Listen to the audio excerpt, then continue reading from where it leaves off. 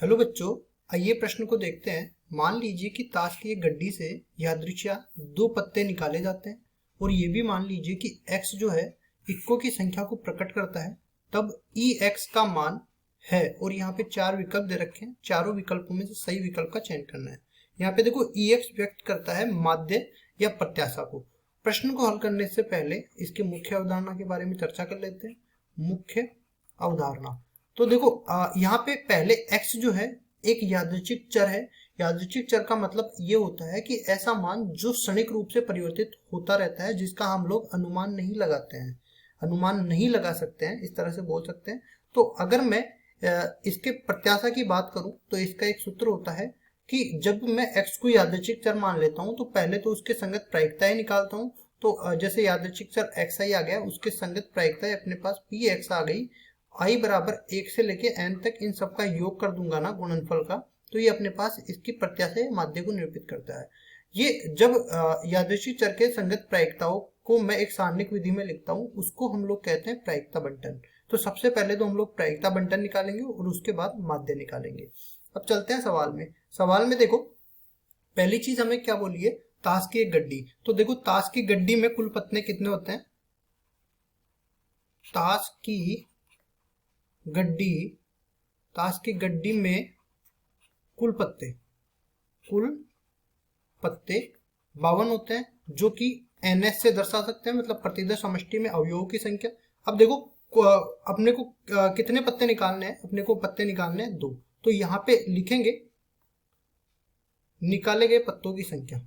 निकाले गए पत्तों की संख्या, निकाले गए पत्तों की संख्या कितनी है 2। उसके बाद देखो यहाँ पे यादृच्छिक चर x को मानना पड़ेगा। इधर मान लेते हैं x, मान लिया कि ये यादृच्छिक चर है। यादृच्छिक चर, ये यादृच्छिक चर है और ये किसके बराबर दे रखा है, ये इक्को की संख्या के बराबर दे रखा है। इक्को की संख्या। और देखो हम लोग पहले इक्के देख लेते हैं। ताश की गड्डी में इक्को की कितनी संख्या होती है, तो हम लोग जानते हैं ताश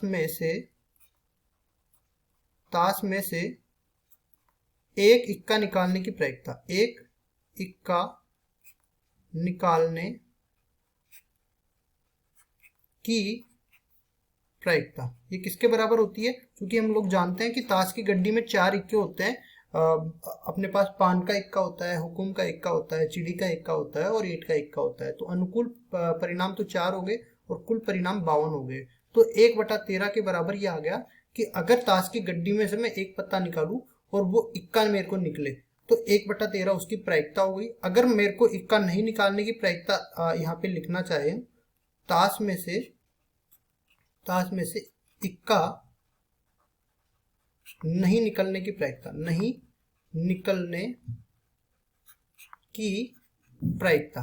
तो देखो नहीं निकलने की प्रायिकता अगर मैं निकालना चाहूं तो ये बराबर हो जाएगा 1 माइनस में 1/13। तो टोटल मिला के ये 12/13 के बराबर आ जाएगा। अब उसके बाद देखो हम लोग आगे बढ़ते हैं।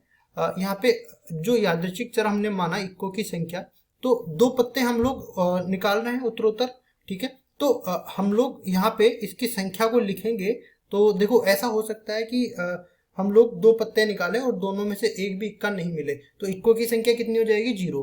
2 पत्ते निकाले और पहली बार में एक बार में इक्का मिल गया, एक बार में इक्का नहीं मिला, तो इक्को की संख्या 1 हो गई। और 2 पत्ते निकाले, दोनों बार में अपने पास इक्के आ गए, तो इक्को की संख्या 2 हो गई। इस तरह से यादृच्छिक चर निर्धारित कर दिया। अब हम लोग इसका प्रायिकता बंटन निकालते हैं। तो यहाँ पे देखो x यहाँ पे आ जाएगा और इसकी संगत प्रायिकता px यहाँ पे आ जाएगी। x 0, 1 और 2 के बराबर आ जाएगा। इसके बाद संगत प्रायिकता की मैं बात करूं तो देखो दोनों बार में ही अपने पास इक्के नहीं आए, तो इक्के नहीं आने की प्रायिकता 12/13 है। तो लिखेंगे पहली बार में इक्का नहीं आया 12/13, दूसरी बार में भी इक्का नहीं आया तो ये भी 12/13। इसके बाद इसको देखता हूं तो पहली बार में मान लो इक्का आ गया तो 1/13 और दूसरी बार में इक्का नहीं आया मतलब 12/13। इसी तरह पहली बार में इक्का नहीं आया लेकिन दूसरी बार में इक्का आ गया। दोनों में हम दो देख सकते हैं कि एक बार तो इक्का आया है, ठीक है। नीचे वाले में देखते हैं दोनों बार हमें इक्के चाहिए, तो 1/13 गुणा में 1/13 ये आ जाएगा। इसको देखते हैं तो इसका मान 144 बटा में 169 मिल जाएगा। इसको देखते हैं तो 12 और 12 24 के बराबर आ जाएगा और नीचे आ जाएगा 169। और इसको देखते हैं तो 1 बटा में 169। अब ये जो प्रायिकता बंटन हमने निकाला है ये सही है कि नहीं, इसके लिए एक चेक करने का तरीका होता है कि सारी की सारी प्रायिकताएं इनका योग करेंगे तो इकाई के बराबर आएगा। चेक कर लेते हैं। 144 बटा में 169 प्लस ये आ जाएगा 24 बटा में 169 प्लस 1 बटा में 169। ठीक है, सबका जो है हर समान है, नीचे आ जाएगा 169। 144 24 और 1 को जोड़ेंगे तो ये भी 169 आ जाएगा, कटेगा तो अपने पास ये इकाई के बराबर आ जाएगा। मतलब जो हमने प्रायिकता बंटन निकाली है ये बिल्कुल सही है। अब इसके बाद हम लोग निकालते हैं इसकी माध्य या प्रत्याशा, जो कि बराबर है, हमने सूत्र में बताया है, ये बराबर हो जाएगा सिग्मा x और px। इन सब मानों का योग इसके बराबर आ जाएगा। तो जब मैं x का मान 0 रखता हूं तो इसके संगत प्रायिकता है अपने पास 144 बटा में 169। फिर आगे चलते हैं, जब x का मान 1 आ जाता है तब इसकी संगत प्रायिकता है 24 बटा में 169। फिर आगे वाला देखते हैं, जब x का मान 2 आ गया तो इसके संगत प्रायिकता है 1 बटा 169। इन सबका योग करेंगे तो ये आ जाएगा अपने पास 24 बटा में 169 और ये आ जाएगा 2 बटा में 169। टोटल मिला के अपने पास ये 26 बटा में 169 आ जाएगा।